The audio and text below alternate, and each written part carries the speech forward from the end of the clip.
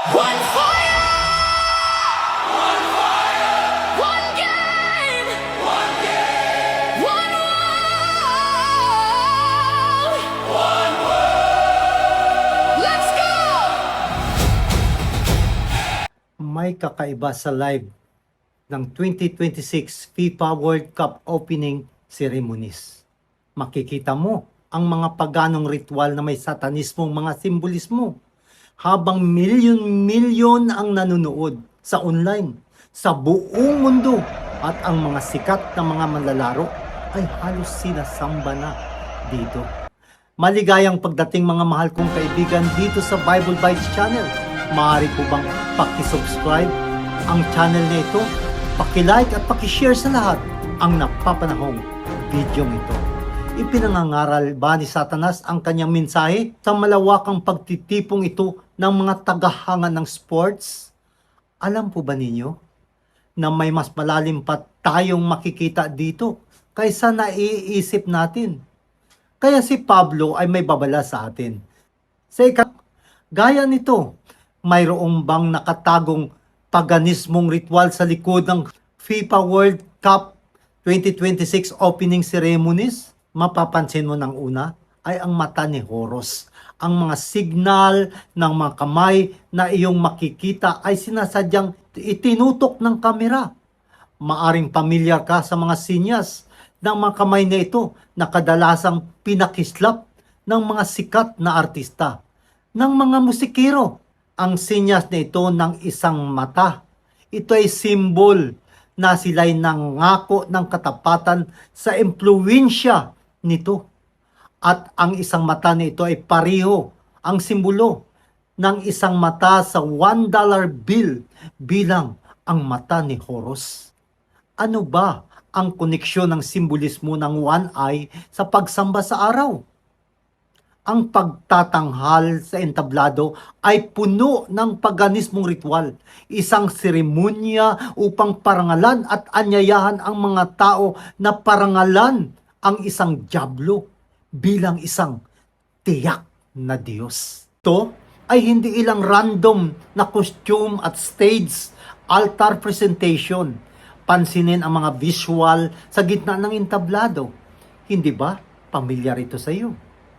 Maari ay napansin mo sa nasasabing opening ceremony ng FIFA World Cup 2026 na ito ay pinanunood ng mahigit na 1.5 billion katao sa buong mundo, at sa pinakadakilang yugto nito ay inilabas nila ang isang Diyos-Diyusan na sinasabing tumatanggap ng mga taong sinasakripisyo.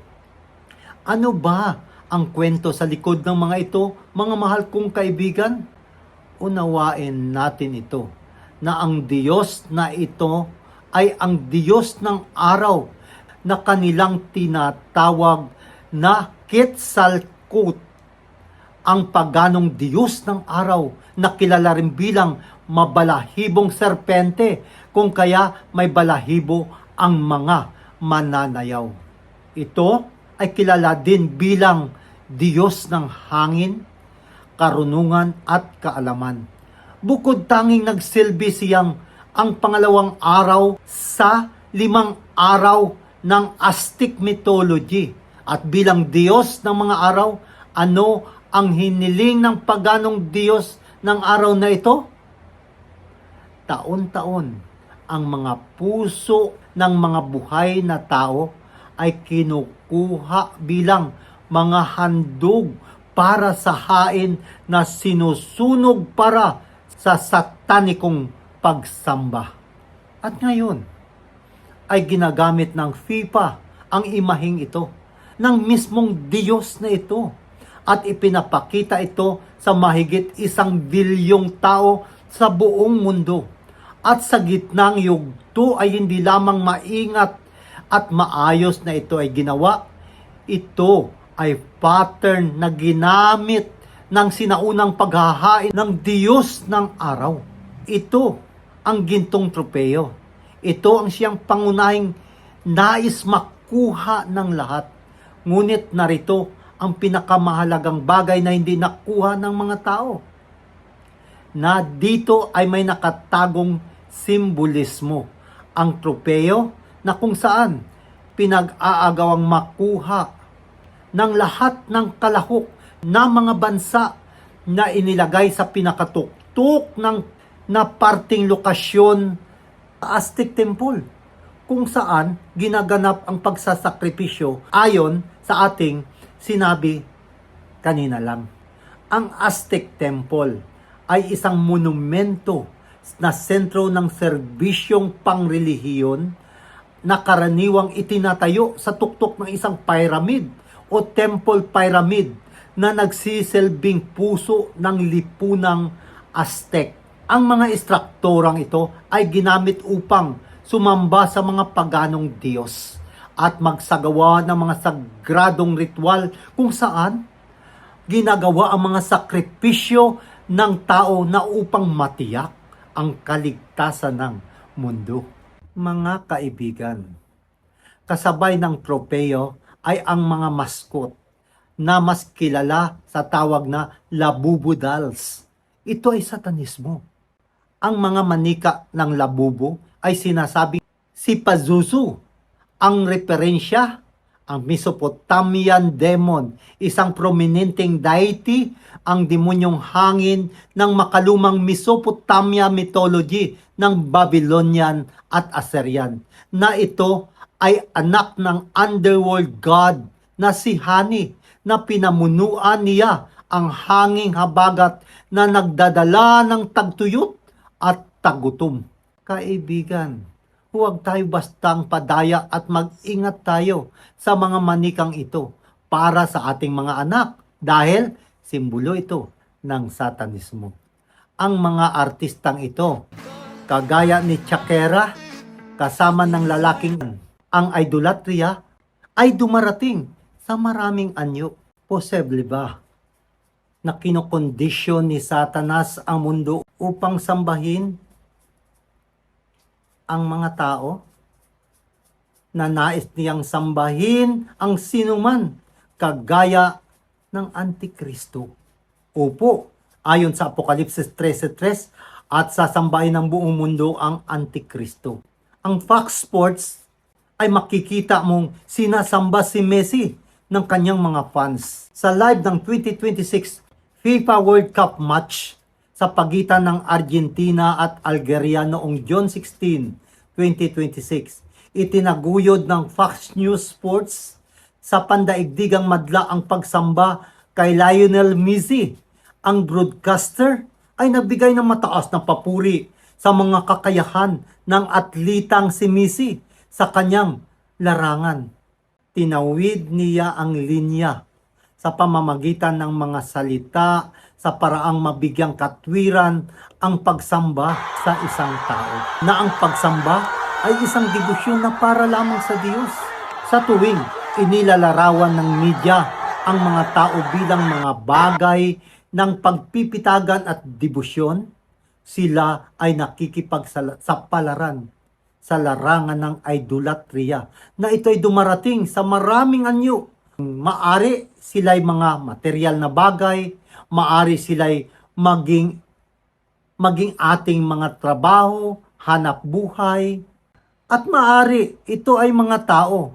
Maaring ito'y maging mga sports at maging mga celebrity kung paano nila nilalabanan ang isa't isa at nagkasala dahil sa paggalang sa kanilang Diyos na si Lionel Messi na nagresulta ng karahasan. Mga minamahal, binabalaan tayo ng Diyos at dapat nating seryosohin ito. Ang unang utos ay malinaw na ipinapahayag, huwag kang magkaroon ng ibang Diyos sa harap ko. Sinabi rin ni Jesus, sambahin mo ang Panginoon mong Diyos at siya lamang ang iyong paglilingkuran. Ayon sa Mateo 4:10, patuloy na itinuturo ng Biblia na ang pagsamba ay tanging para sa Diyos lamang. Ang pagtaas sa mga celebrity, sports idol at public figure, ito ay isang paglabag sa kanyang mga utos. Sa buong kasaysayan, ang mundo ay nagpapakita ng pagnanais na dakilaing at gawing Diyos ang mga tao. Gaya na lamang ng pagkatapos gumawa ng himala ang Diyos sa pamamagitan ni Apostol Pablo at Bernabe, ano ang naging tugon ng mga tao? Sa pamamagitan ng pagsigaw, ang mga Diyos ay bumaba sa atin sa wangis ng mga tao. Tinanggihan ito ni Apostol Pablo ang gayong pagtrato. Ngunit ang idolatria ay dumarating sa maraming anyo. Mahal na mga kaibigan, ang modernong kultura ng sports ay kadalasang nagpapakita ng kaparehong diwa ng relihiyosong debosyon. Sinisigaw ng mga tao ang pangalan ng kanilang mga paboritong atleta at nagsusuot pa nga ng kanilang mga sports apparel na nagtatampok sa kanila bilang mga bayani at naglalakbay pa nga ang iba ng malalayong mga distansya mula sa ibang lugar upang marating kung saan makikita ang kanilang mga iniidolo. Gumugugol pa nga sila ng malaking pera upang gumastos. At sinasabi ko lang, mga mahal kong kaibigan, na tayo ay maging maingat na lamang sa mga bagay na ito. Ang idolatria ay hindi limitado lamang sa pagyuko sa harap ng mga Diyos-Diyusan na kahoy man o ito man ay bato. Bagamat maraming tagahanga ang literal na yumuyuko sa kanilang Diyos sa palakasan, kabilang dito ang paglalagay ng anumang posisyon ng pagmamahal, debosyon, paghanga o paggalang na nararapat lamang sana ay para sa Diyos. Sa buong kasaysayan, kilala ang mundo na itinataas ang mga nilalang kaysa manlalalang. Mag-ingat ka, mahal kong kaibigan, na hindi tayo mahulog sa bitag ni Satanas. Sa Patriarchs and Prophets, page 98, sa loob ng 7 araw pagkatapos na pumasok si Noe at ang kanyang pamilya sa arka, walang anumang palatandaan na paparating na bagyo. Ang maliwanag na pagkaantala ay nagpatunay para sa kanila sa paniniwala na ang mensahe ni Noe ay isang maling akala at ang baha ay hindi darating. Mahal na mga kaibigan, ipinagpatuloy pa rin nila ang kanilang sports at pagsasaya kahit na nagpapakita ng kapangyarihan ang Diyos. Ang issue dito, mahal kong kaibigan, na ang kanilang mga sports at ang mga star sa palakasan ay naging isang patibong na tumutulong para ilayo ang kanilang mga isipan mula sa Diyos. Masyado na silang abala sa paglilibang at ang mga makamundong kasiyahan, anupat wala silang interes sa paghanda para sa pagdating ni Jesus. Ang paghahangad ng libangan ay sumasakop sa kanilang mga pag-iisip sa isang antas na hindi nila gustong maabala sa mga babala na darating na paghuhukom. Bilang resulta, nagpatuloy sila sa mga kasayahang ito hanggang sa dumating ang baha at tinangay silang lahat. Ano ba ang koneksyon ng simbolismo ng one eye sa pagsamba sa araw? Sa $1 bill, ibinabalik nito ang mga ugat ng kasaysayan ng Estados Unidos at nakakagulat na isang propetikong pattern ng pagsamba sa mga huling araw.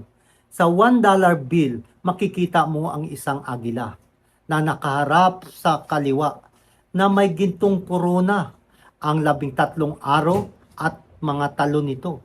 Isang sunburst na bumabagsak mula sa mga ulap sa itaas ng kanyang ulo na ito'y kumakatawan sa Diyos ng araw na si Mitra. Sa isang malaking bilang ng mga lupain, ang araw ay hindi gaanong nauugnay sa kasarinlan, kundi sa mga pangakong hatid nito, ang bukang liwayway ng isang bagong panahon. Ayon kay Whitney Smith, Plugs, page 314. Sa madaling salita, ang pagsikat ng araw ay kumakatawan sa bukang liwayway ng bagong panahon ng kasaganaan at kapayapaan para sa bagong silang na bansa. Ayon sa The Great Controversy, sa dulo ay sinasabi ang pagpataw ng araw ay mauunawaan bilang sekreto sa pagbabalik sa kapayapaan at kaunlaran na minsang tinamasa ng Estados Unidos noong ito'y itinatag. Ito ang bandila o watawat ng Imperyong Romano. Ang imperial na watawat na ginamit ng banal na Imperyong Romano ayon sa kanilang pagkatawag dito. Ito ang neoclassical spirit ng Amerika sa pagtatapos ng ika-18 siglo. Tumingin sa makalumang republika ng Roma para sa maraming mga simbolo. Kaya't babalik ang Amerika at itulak ang Day of the Sun. Itulak ba ng Roma ang Laudato Si? Palapit sa batas na ipinag-uutos ang araw ng pagsamba para sa kaligtasan ng kapaligiran? Opo, ito ay parang isang pyramid at sa itaas nito ay ang all-seeing eye of providence na may sinag ng araw na sumasabog mula dito. Ang hindi natapos na pyramid ay may 13 strata at ito'y isang tiyak na numero ng okultismo. Ang all-seeing eye providence ay isang simbolo ng masonry na nag-aangkin na bumalik sa mga mason ng templo ni Solomon, ni Lucifer, na ayon sa kanila ang dakilang arkitekto ng sangsinukob. Ang mga inscription ay kawili-wili. Ang lahat ng tatlong salita ay nasa salitang Latin, ang Novus Ordo Seclorum na nangangahulugan ang bagong kaayusan ng mundo o New World Order. Mga minamahal na kaibigan, iwasan ang pagsamba sa Diyos ng araw. Ang tanging tatak na dapat nating taglayin ay ang tatak ng buhay na Diyos. Maaari bang isulat natin sa ating mga comment section ang salitang Amin? Hanggang sa muli at maraming salamat mga mahal na kaibigan sa pagsuporta sa ministeryong ito. Manatiling tapat sa salita ng Diyos at naway patuloy nating hanapin ang katotohanan sa mga propesiya na nagmula sa Biblia.